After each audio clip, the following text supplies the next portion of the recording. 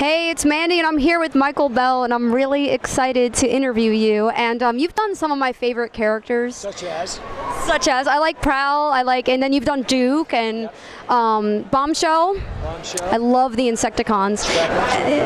Yeah, you've done everything. So what is it like, having all these fans that still love you after so many years, so many iconic characters? It's very surreal because I think about the fans that were kids when we did the show, and then the new kids that have come along. And I mean, it's you suddenly appealing to people who were not born at the time you were doing this work, and then suddenly you're this sort of, not icon, but mythical character or legend. It's really it's humbling. Let's say that. Yeah, at the very least. As far as VO, when you were first starting, what attracted you to do the Transformers, G.I. Joe? What attracted you to get into that? In terms of VO, I was an on-camera actor. I had been guest starring on MASH, Three's Company, Deep Space Nine, Star Trek. I'd starred on all those shows and a lot of shows prior to that. And I had just about finished doing a show, I think it was FBI with Ephraim Zimbalist, and I was running. We were running doing something, and I was chasing, and I had a weapon or something, and the director said, "Cut." He said, "Mike, what are you doing?" And I said, "I got the gun out. I'm chasing the guy." And he said, "Where's your hand?" I said, "On the gun." He said, "Where's your other hand?" I said, "It's on my head." And he said, "Why is it on your head?" I said, "Because the wind is blowing and I don't want anybody to see that I'm balding." And he said, "Well, don't do that." And I said, "Okay, I can't do this anymore." So I said, "I better get into voiceovers where nobody sees me, and then play characters that I don't have to worry about what my hair looks like." So that pretty much did it. Were there any certain characters that you really felt like you just loved the most? There's certain characters that were written so that as an actor I had an opportunity to really, to some degree, plumb the characters other than just be bad or sweet or good, as it were, a hero. So I love doing Chucky's dad, Chaz, from Rugrats. It was one of my favorite characters. Grandpa Boris, which I could reach out and do a little something of what my grandfather or my grandmother, who came from the old country, sounded like.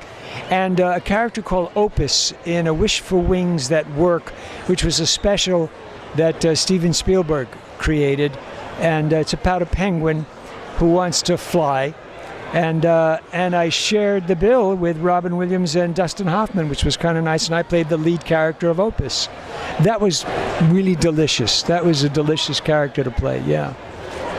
That's so cool.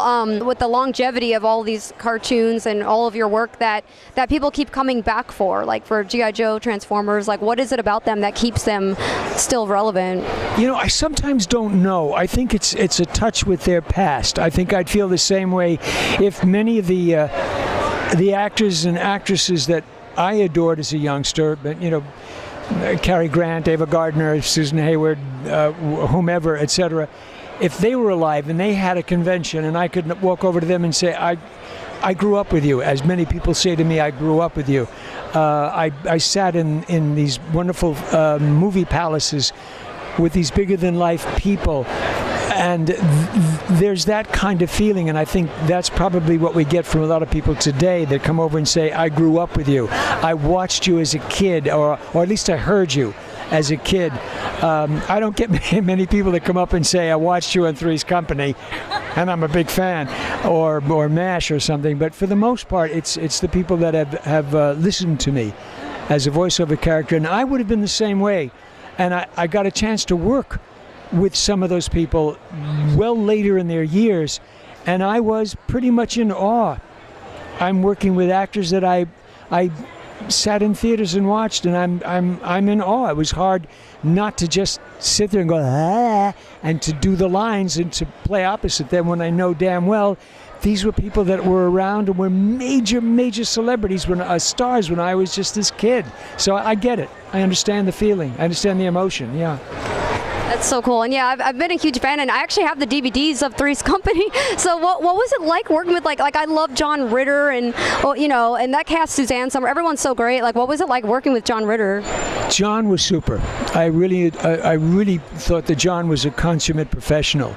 I don't have much to say about Suzanne, and Joyce was a nice lady. She was a nice person, but certainly certainly John was very special, and it was very. I was very saddened when he passed away. I thought he was way too young.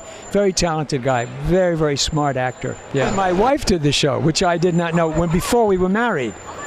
She did that show before we were married, and then she played this hot number at some gym opposite John. Her name is Victoria Carroll, and she was, this hot number. And then we did another show that she did a Get Smart. I didn't know her. I did a Get Smart. So our careers were running parallel to each other until we finally met. Yeah. That's a great love story. Was she the blonde, like the curly blonde hair? Yes, absolutely. And she was hot, and she was on One Day at a Time. She was a reoccurring One Day at a Time, reoccurring on Alice. And now my daughter is carrying on the torch. She starred in a film called The Last Exorcism. Then she did The Last Exorcism 2, and just recently out in Carnage Park. And she's great reviews and carrying on the torch of the Bell family tradition. Yeah.